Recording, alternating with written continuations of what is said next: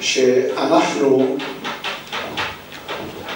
משחזרים את התפילה של יום כיפור. לא מקרה דווקא כאן בבית הכנסת הזה על שם מרדכי ברזני עליו השלום.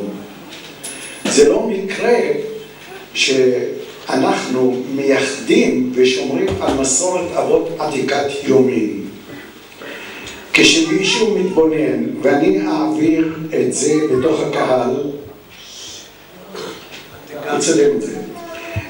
אנחנו נעביר את זה בתוך הקהל, וכאן אתם תוכלו לראות את משפחת ברזני לדורותיה.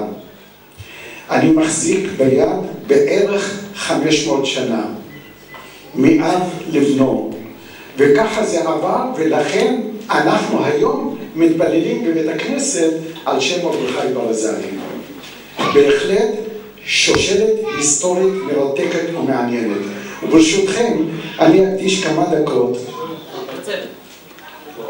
כמה דקות כדי לספר על המשפחה הזאת, כפי שנחקרה על ידי מרכז בן צבי, המכון בן צבי, נשיא המדינה עליו השלום. הוא חקר את קהילות ישראל, ובין היתר חקר תולדותיה של משפחת ברזני.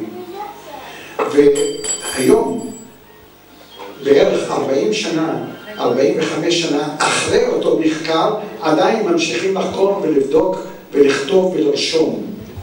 והמרתק והמעניין, מה שנתגלה בספרים שנכתבו על ידי הראשונים של משפחת ברזני, ואני כרגע מתכוון, היה נתנאל ברזני אב המשפחה, שהוא גר באזור הצפוני של עיראק, מה שהיום אנחנו קוראים כורדיסטן. אחריהם, מיד אחריו, בנו שמואל ברזני, שנקרא שמואל האדוני, וביתו אסנת שעליה אני אגיד עוד מעט כמה דברים, אבל ראשית שמואל ברזני.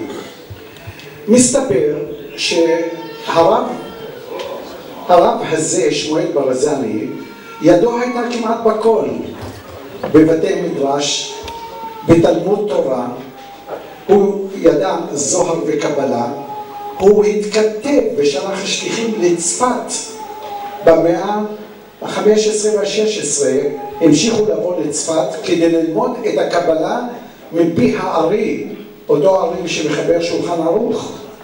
אותם אנשים שבאו מכורדיסטן, חלק מהם, ומשפחת ברזני בראשם, ירדו מהרים והגיעו למוסול, העיר שבה אני נולדתי ואחרים שיושבים כאן נולדו, ואבות אבותינו ישבו במוסול במשך 400 שנה והנהיגו את הקהילה במוסול. שמואל ברזני כתב שירת קודש, שירה כמו רבי יהודה הלוי, והשירה הזאת התפרסמה גם אצל יהדות אשכנז, והיא נשלחה לכל הקבוצות, לכל הקיבוצים הישראלים באותה תקופה, לגלויות השונות, והם קראו את השירה הזאת כשירת קודש, והבינו ממנה שהאדם הזה יודע ספר ויודע שירה, יודע היסטוריה, יודע פילוסופיה. אחריו קיבלה את המורשת, עד כמה שזה מפתיע, אסנת האדוני שהיא ביתו, והוא השביע את בעלה של ביתו לפני שנתן אותה לאישה, עליו ללמד אותה תורה והלכות תורה, ללמד את אסנת, עליו לעשות את זה. וככה זה היה. בא הבן האדוני, והוא ירד, כפי שאמרתי, באו למוסול, והוא עצמו כתב ותיקן ספרי תורה, בעיקר הלכות שחיטה, ההלכה של כל השחיטה, מה מותר ומה אסור, מה כשר, מה טרף וכו'. ואסנת האדוני נתמנתה להיות רבנית. רבותיי, בעם היהודי עוד לא קם אף אישה אחת שהייתה רבנית בזכות עצמה. היא לא הייתה רק אשת רב, אלא היא הייתה מנהלת הישיבה, הסמיכה רבנים ושלחה אותם לכל קצות עיראק וגם מחוץ לעיראק, שלחה אותם כדי להיות רבנים במקומות אחרים.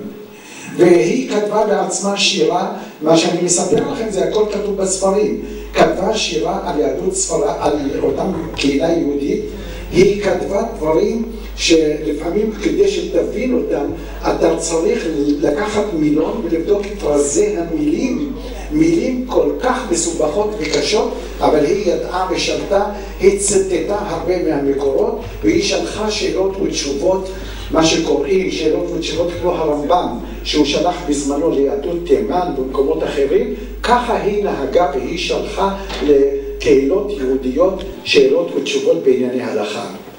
כשאתה בודק את השושלת הזאת, אחריה, במאה ה-16 וה-17 וה-18 ועד המאה ה-20, שושלת משפחת ברזני נתחלקה לשלושה פלגים. וכשאני מסתכל מולי, אני רואה את הצאצאים של שלושת הפלגים האלה, והם ככה נתחלקו. לפעמים היה מעבר מפלג לפלג.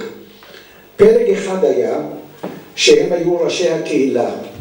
יושב כאן הנכד של ראש הקהילה האחרון, סלומון ברזני עליו השלום, הוא היה ראש הקהילה. השושלת הזאת, הענף הזה היה ראשי קהילה.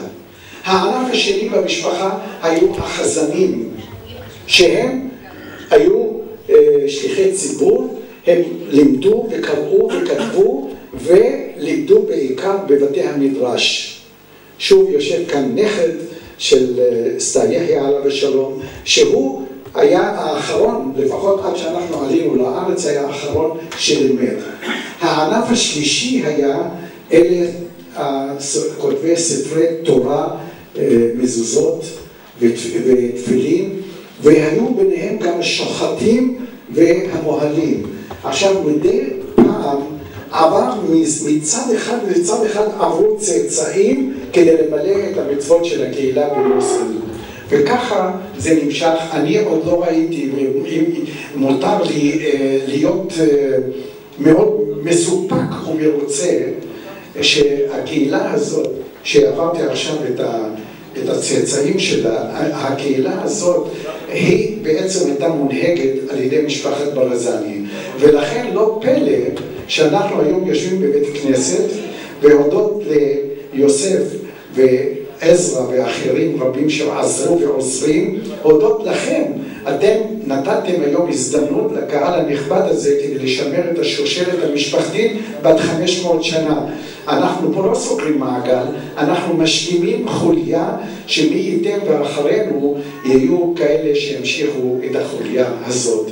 לסיכום אני רוצה לומר שכבוד גדול להשתייך למשפחה הזאת, כבוד גדול זה לראות איך הם שמרו על המסורת בקנאות רבה, יחד עם זה הם גילו פתיחות, הם היו פתוחים, לא היו פנאטים, הבינו שההלכה צריכה לשרת את האדם ולא האדם לשרת את ההלכה, ואת זה לצערי הרב לא תמיד קהילות בעם ישראל היום מבינות את העניין הזה, שתפקיד ההלכה לתת חיים לאדם, לשמור את המצוות, לשמור את המעשים הטובים, אבל ההלכה בהחלט באה לשרת את האדם.